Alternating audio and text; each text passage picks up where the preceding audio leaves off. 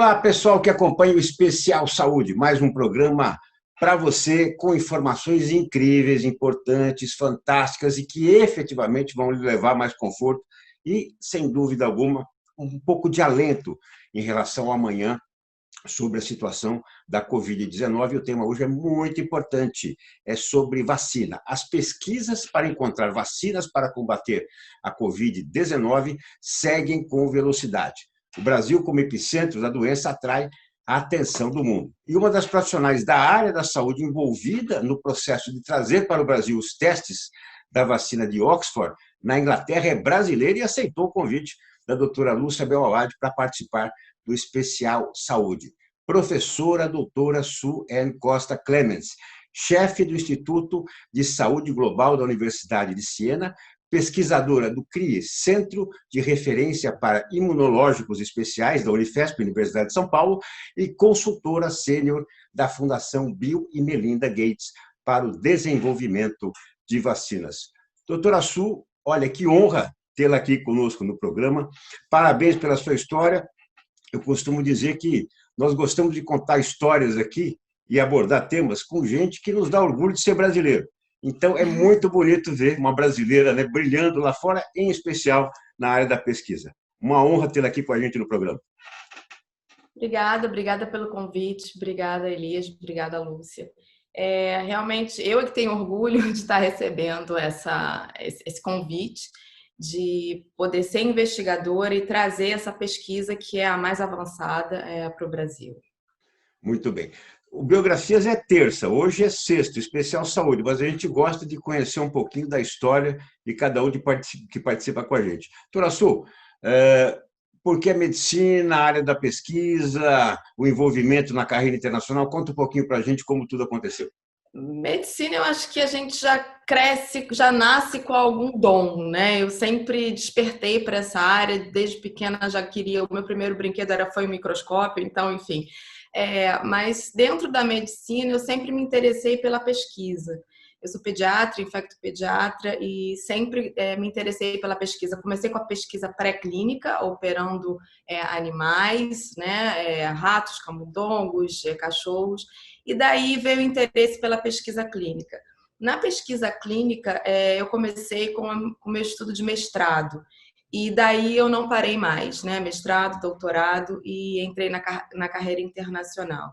Eu faço pesquisa há quase 30 anos, a pesquisa clínica e pesquisas de larga escala, o que não é uma coisa tão fácil, né? O que a gente vê todo dia, que são essas pesquisas de eficácia.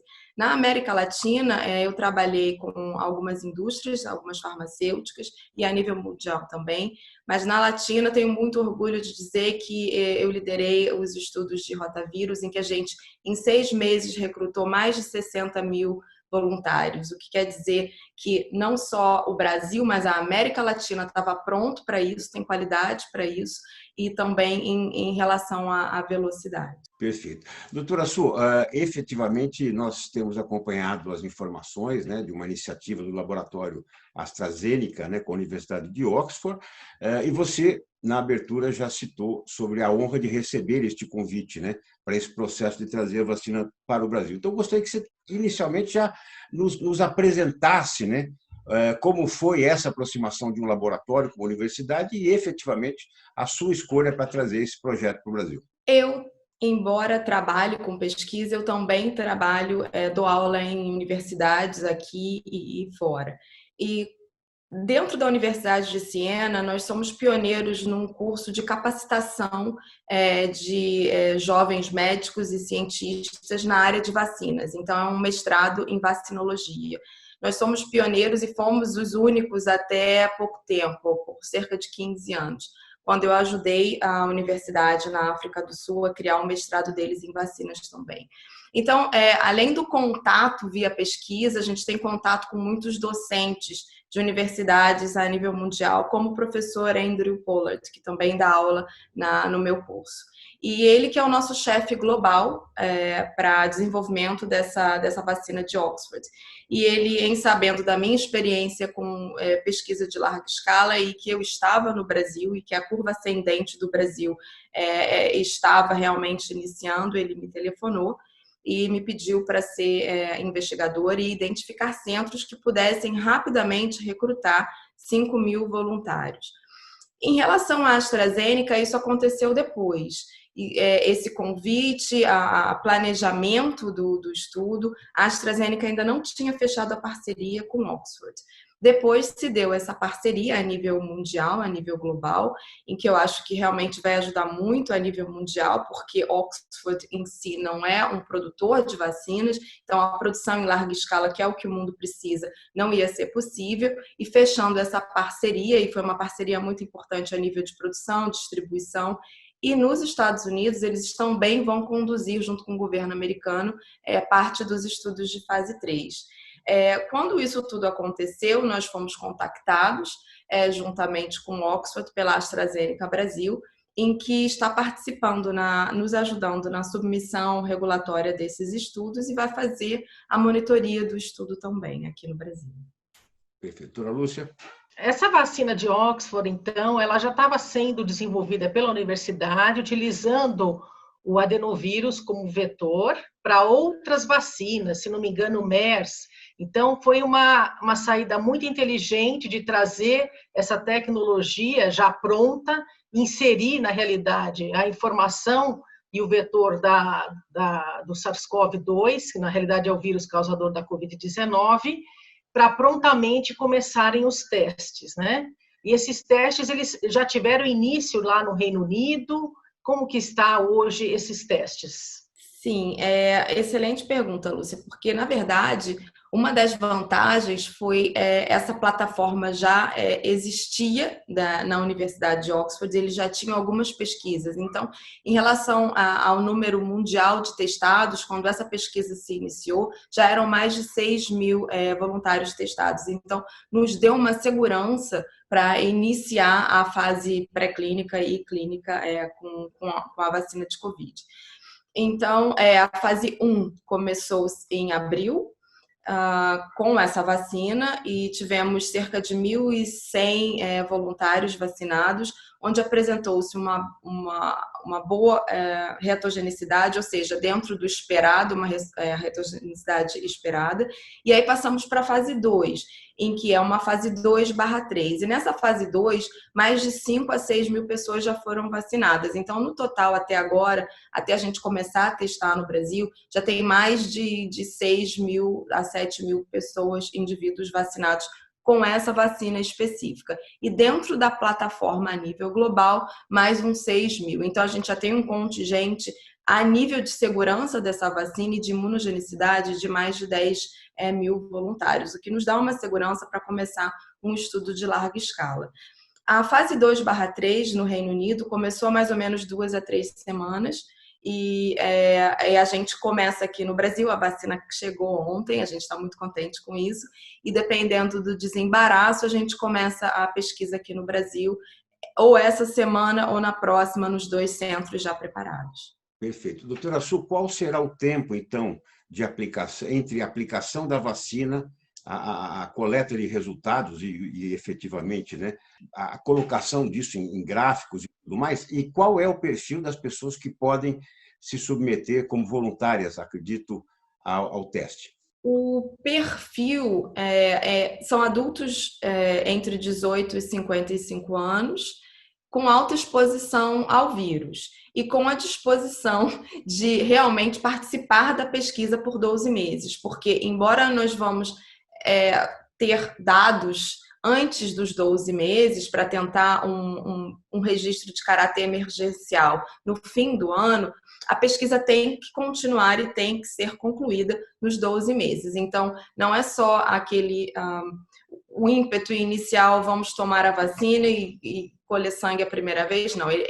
Esse indivíduo vai ser seguido por 12 meses. Várias consultas vão acontecer e várias coletas de sangue vão acontecer. E é preciso que tenha essa adesão para que a vacina tenha todos os dados necessários para que a gente monte um dossiê de registro e leve isso até a agência regulatória do país de origem, que é o Reino Unido, e assim sucessivamente às outras agências regulatórias a nível mundial. As doses são idênticas, por exemplo, um voluntário da Índia, de repente, recebe a mesma carga, né, de um inglês. Aqui no Brasil, por exemplo, temos áreas aqui sem saneamento básico, é uma coisa terrível. Então, quem está numa área sem saneamento recebe a mesma carga de vacina quem está, por exemplo, na capital, em São Paulo, ou no Rio de Janeiro? Sim, no momento, essa vacina, diferente de outras, ela é a dose única. Várias outras estão sendo aplicadas, testadas com 2 ou 3 doses. Essa é a dose única, mas isso não quer dizer que nós não estamos testando também em outros grupos etários, fora esse que eu comentei, 2 doses. A gente sabe que no idoso, às vezes, é necessário, dependendo do sistema imune da faixa etária, não uma dose, mas 2 doses. Então, há um subgrupo de uma faixa etária diferente que está sendo testado com 2 doses. Há subgrupos de pacientes, de pessoas imunocomprometidas, em que também nós estamos testando doses diferentes. Então, sim, nesse desenvolvimento global de fase 3, o Brasil testa de 18 a 55 adultos saudáveis e com alta exposição ao vírus. Em outros países que vão fazer parte da fase 3, como 2 países na África, 1 país na Ásia e os Estados Unidos, nós vamos testar em subgrupos com comorbidades, imunocomprometidos e outras faixas etárias, como eu falei, incluindo a faixa etária pediátrica. Uma resposta final a gente só vai obter quando os resultados começarem a sair. Quando a gente vacina o indivíduo, os primeiros resultados vamos dizer, da resposta imune, a gente começa a testar com 28 dias. Então, após a vacinação, nós vamos coletar essa primeira amostra de sangue com 28 dias e outras sucessivas. E aí sim a gente vai ter a ideia de se suscita anticorpos e qual a qualidade desses anticorpos, o que vão nos dizer da persistência desse anticorpo, quanto tempo ele dura. Que é a pergunta, vai ter que tomar uma vacina como a vacina de gripe todo ano? A gente não sabe ainda. Nós vamos seguir esses voluntários por 1 ano e, quiçá, um subgrupo até mais, por um tempo mais longo, para poder responder essas perguntas. Mas nós temos que ver que os primeiros voluntários foram vacinados agora no fim de abril. Então, está muito cedo para a gente ter todas essas respostas. O que a gente sabe com segurança é que a vacina é segura, a reatogenicidade ela é a esperada de outras vacinas, tem uma febrícula, tem um calor, rubor local no local da injeção, tem tipo uma síndrome gripal que dura uns 2 dias e mais ou menos 10% desses vacinados. E que induz resposta imune, sim, à produção de anticorpos. E esses anticorpos que você menciona, eles são neutralizantes, são protetores? Existem estudos pregressos que mostram isso? Para essa vacina, como eu falei, se a gente contar a primeira dose a partir de fim de abril, nós começamos a ter os primeiros resultados agora em maio, em que a maior parte, 90 ou mais por cento dos voluntários que receberam a vacina, sim, soroconverteram, apresentaram anticorpos. A qualidade dos anticorpos, que seria essa parte dos estudos de anticorpos neutralizantes, está sendo feita agora. Então, nós estamos preparando, de acordo com esses resultados, uma publicação que deve sair em breve. E desses voluntários, né? Essa vacina ela será testada aqui no Brasil, basicamente em São Paulo, no CRI, na Unifesp, e no Instituto DOR de Pesquisa, na qual você coordena também, né? A pesquisa lá. Esses voluntários são profissionais da saúde ou são pessoas escolhidas de forma aleatória? Mesmo porque o Brasil foi escolhido por ter uma alta incidência de casos e alta carga viral, né, das pessoas, enfim, contaminadas, o vírus está aí, né, no Brasil, e eu queria saber, assim, você só nesses 2 centros ou tem alguma perspectiva de ser testado em outros locais também? Sim, temos. Como nós dissemos inicialmente, nós precisamos aproveitar a ascendência da curva. Em alguns estados, isso começou já a achatar ou a entrar na descendência.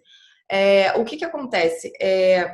O Instituto IDOR ele tem uns braços no Nordeste, e a ideia seria também de a gente abrir um centro no Nordeste. A gente não identificou ainda em qual localidade, mas a Bahia é um forte candidato. Não só para aproveitar essa ascendência da curva, mas também para recrutar mais rápido, porque o quanto mais rápido a gente vacina todo mundo, mais rápido a gente vai ter a resposta da eficácia, se a vacina vai funcionar ou não. Nós poderíamos recrutar esses 5.000 em 2, 3 meses, a gente está tentando recrutar em 1 mês e meio, máximo 2, para a gente ainda pegar essa alta taxa de infectividade, como a doutora falou.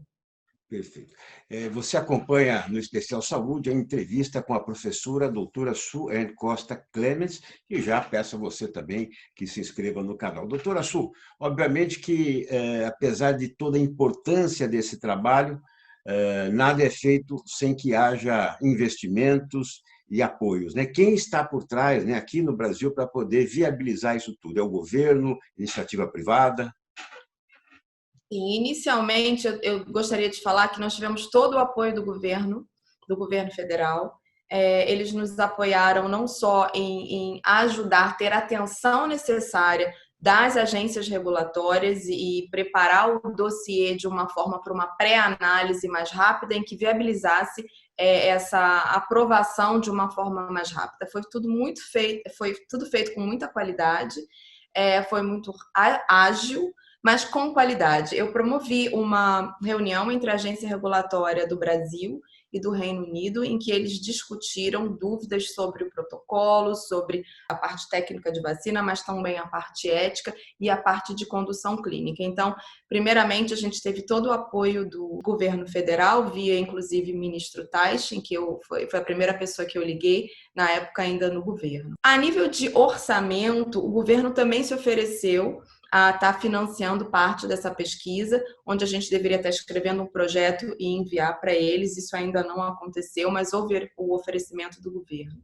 Ao mesmo tempo, nós precisávamos do financiamento imediato, e daí eu recorri aos empresários. Analisaram o projeto, eu fiz apresentações junto com o professor Andrew Pollard, de Oxford. Eles fizeram perguntas muito pertinentes e aprovaram o financiamento.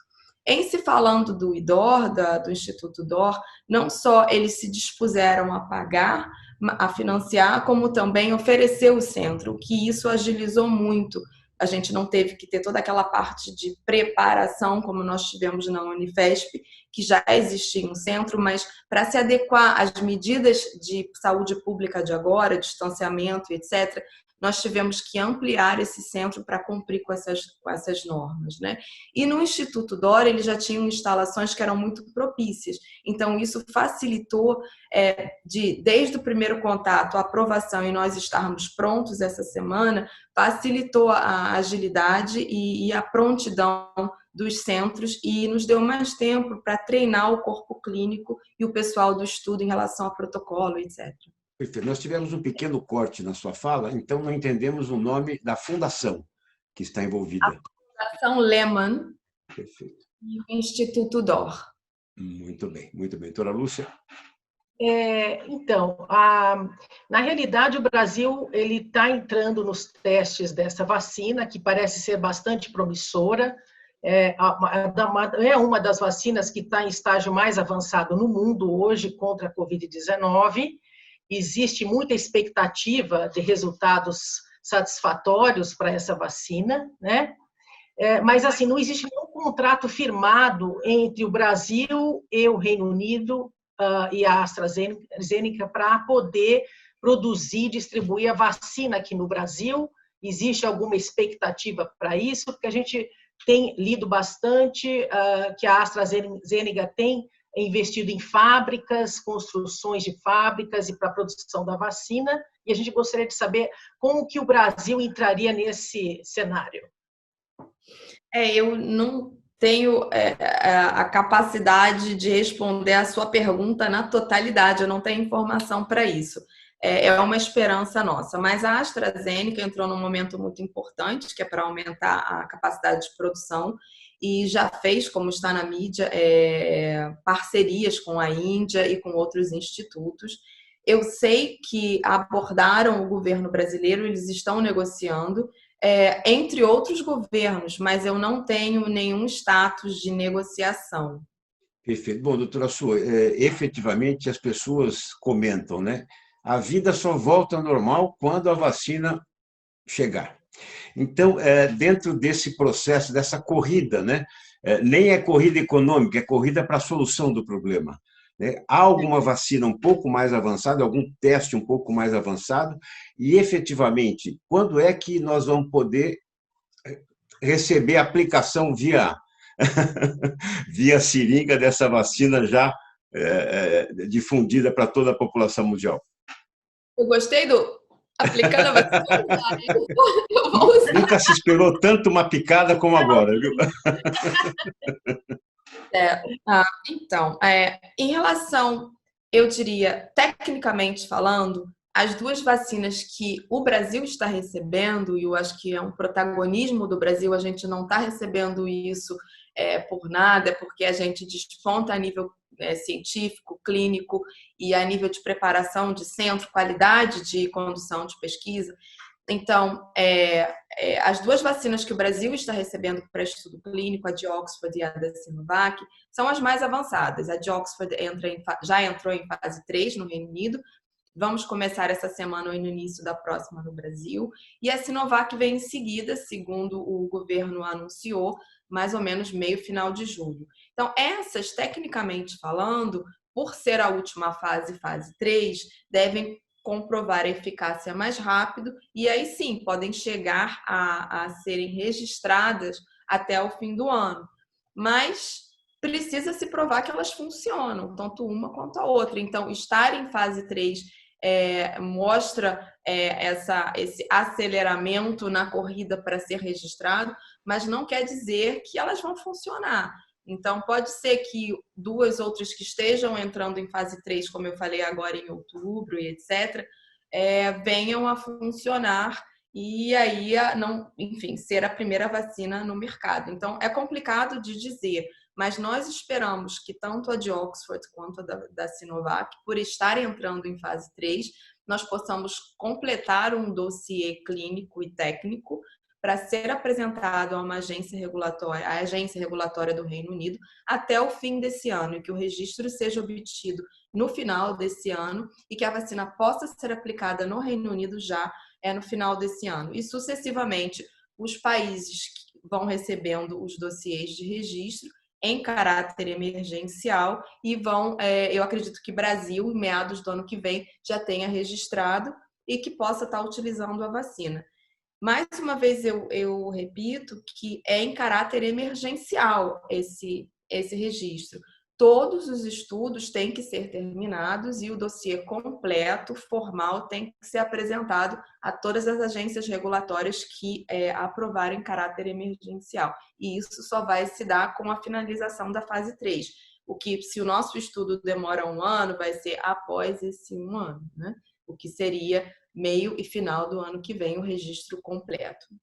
Só um detalhe, doutora Lúcia, e efetivamente, a partir do momento que essa vacina chegar ao mercado, os estudos continuam para um aprimoramento dela, seria isso? Exatamente, a gente precisa dos dados completos. O estudo começou, então, por ética clínica e condução de boas práticas de estudo, eles têm que ser terminados, porque não só a gente prova eficácia, mas a gente continua testando em larga escala e verificando todos os efeitos, toda a reatogenicidade que pode vir quando se aplica a vacina numa população maior. Justamente, né? Assim, nós estamos na iminência de uma emergência mundial.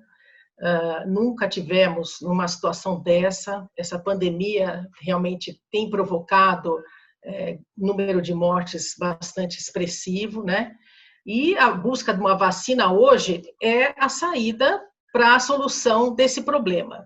Mas essa vacina, ela, como você mesmo mencionou, ela tem que passar por várias etapas, vários estudos, ela tem que ser aprovada, tem que ser montado um dossiê, até ela passar por todas essas fases de aprovação e de produção, para depois iniciar a produção e a distribuição, nós estamos um pouquinho longe ainda, né? Porque, pelo que você falou, até o final desse ano, a gente já tem aí alguns resultados dessas duas vacinas aqui no Brasil, Quer dizer, o ano que vem pode ser que se inicie um esquema vacinal com algumas pessoas, porque não vai ter vacina para todo mundo, e aí essas pessoas teriam que ser selecionadas, e eu acredito que sejam profissionais da saúde, pessoas que estejam expostas a um risco iminente de contaminação, e só depois é que vai ocorrer a produção e depois a distribuição dessas vacinas. Então, a gente está um pouquinho longe ainda desse cenário de ter a vacina como saída para esta pandemia aqui no Brasil, não só no Brasil, mas no mundo. E, enfim, o que a gente tem que fazer é continuar tendo os cuidados de uso de máscara, da higienização com álcool, e, enfim. Qual que é a sua visão nesse sentido? As etapas que você colocou são totalmente corretas, a cronologia está correta. Acontece que essa situação é adversa, então os produtores de vacinas, eles estão pulando essa fase da espera do registro para entrar em produção de larga escala. Isso aconteceu durante essa pandemia e, enfim, os produtores já estão produzindo vacinas de larga escala. Então, quando ele chega perto da fase de aprovação, a produção em massa dessas vacinas já está acontecendo. E por isso essas parcerias dos grandes laboratórios com diferentes países para a produção local já está acontecendo. Então, realmente, é um risco de se perder muito investimento, porque eles já estão produzindo uma vacina que eles nem sabem que vai apresentar alguma eficácia, mas é um risco que vale, porque a gente está contando aqui em salvar milhares de vidas humanas e ajudar o caos do sistema de saúde a nível mundial. Então, sim, seria correto a cronologia que a senhora colocou, numa situação normal. Nessas circunstâncias atuais, a maior parte dos laboratórios envolvidos nisso, e existem outras parcerias sendo feitas com empresas de biotechs menores, como na Alemanha, em que grandes laboratórios estão fazendo ainda parcerias, eles já estão entrando em produção. Ou seja, se há a possibilidade de uma vacina ser registrada no final desse ano, a partir do registro, milhões de doses já vão estar sendo produzidas. Então, o acesso a essa vacina vai ser muito mais rápido. Perfeito. Acompanha do Especial Saúde a professora doutora Sue Costa Clemens, abordando o tema da vacina, ela que está sendo responsável por trazer a vacina da Covid-19 para o Brasil. Só aproveitar, em cima disso que a doutora Sue comentou, doutora Sue, obviamente que nós temos um percentual de pessoas que estão sendo contaminadas e um percentual, em torno de 6%, que, infelizmente, estão falecendo em função de contrair essa pandemia. Ou seja, o mundo inteiro vai ter que se aplicar, o mundo inteiro vai ter que receber essa vacina. Tem matéria-prima suficiente para suprir o mundo em relação a essa vacina da Covid-19?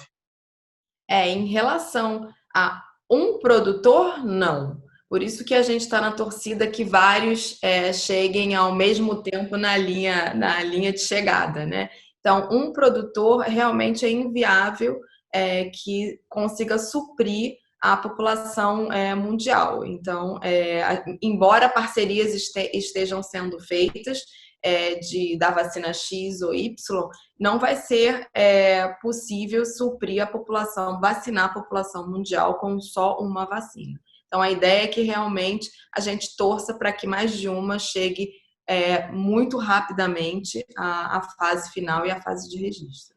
Perfeito. Quer dizer, hoje, na realidade, o que é interessante a gente pontuar é que as empresas elas estão apostando mesmo nas vacinas, estão pulando essas etapas face a essa emergência mundial, né?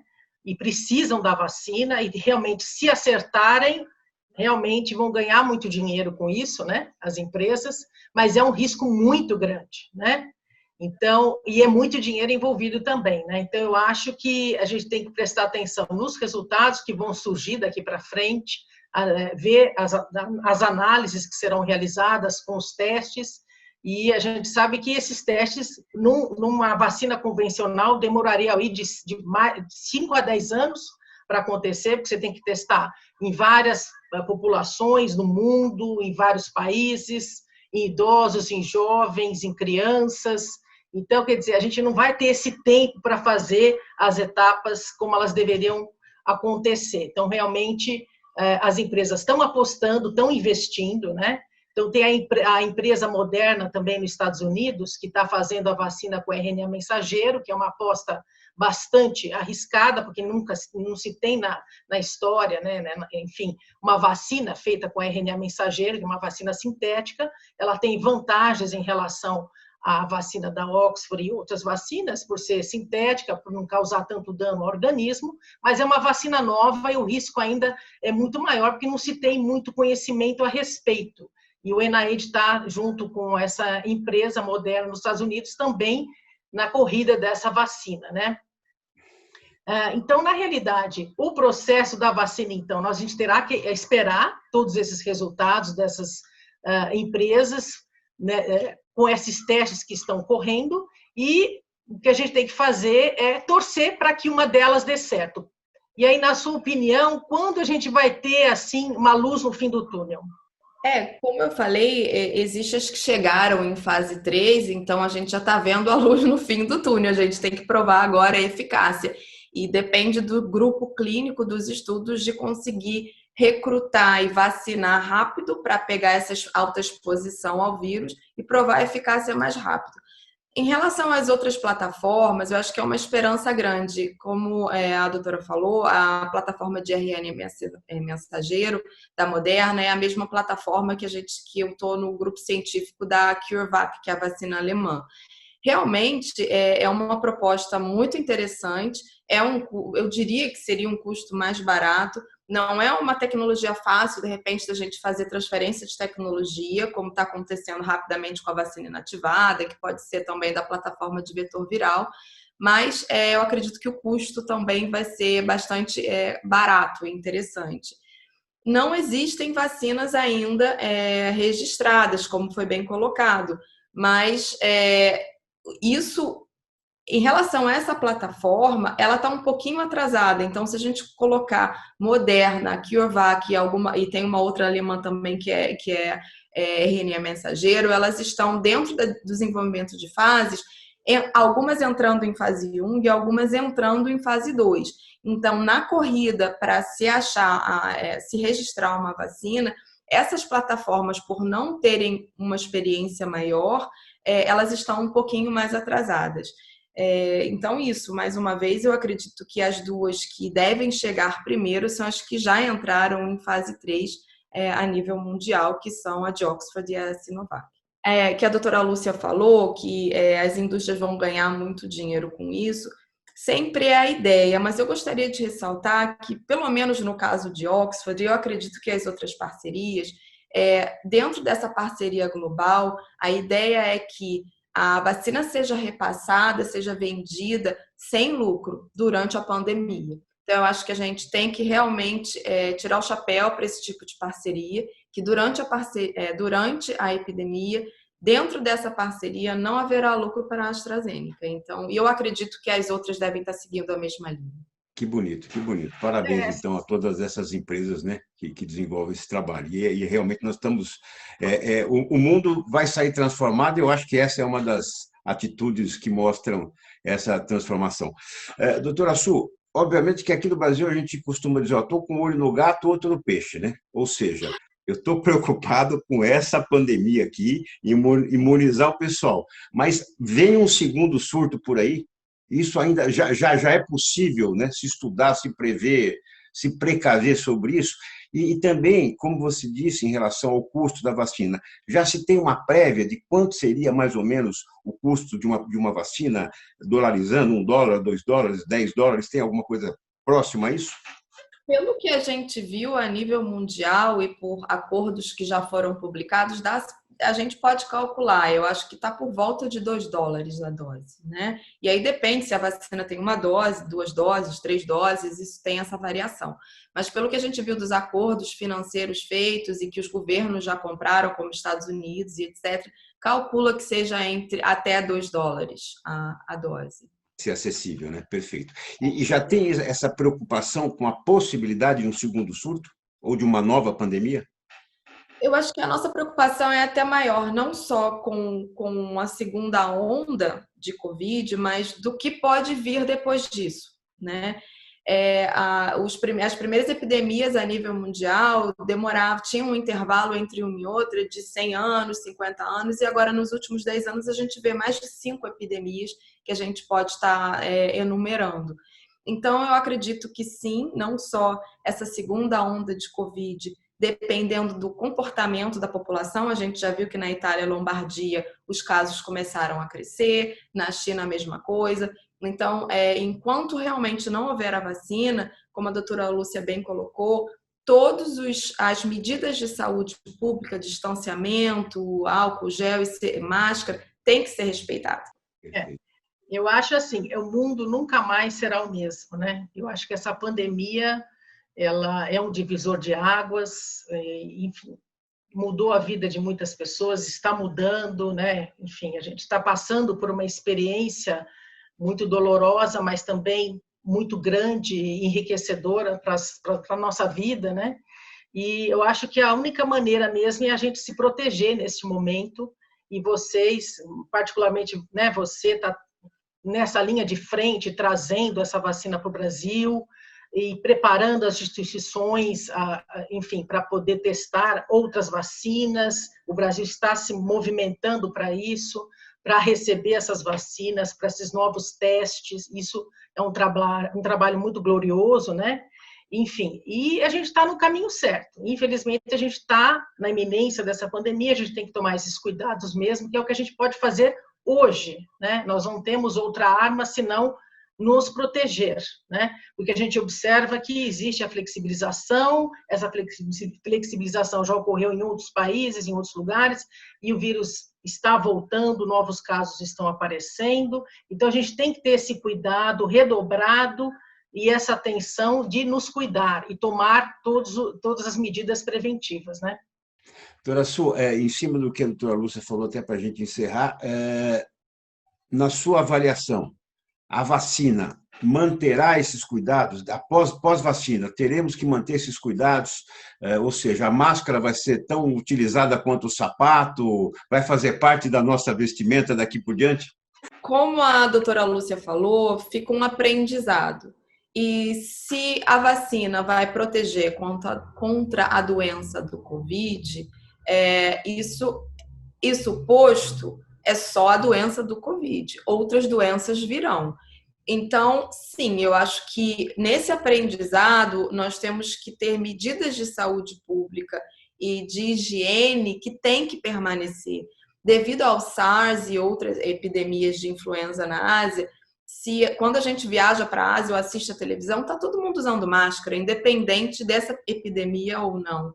Então, eu não digo que todo mundo vai sair de máscara para sempre, mas que algumas medidas têm que ser mantidas, porque para o Covid pós-vacina, sim, a gente vai ter a proteção. E os outros que estão por vir, como uma próxima epidemia de influenza ou um outro vírus respiratório, né?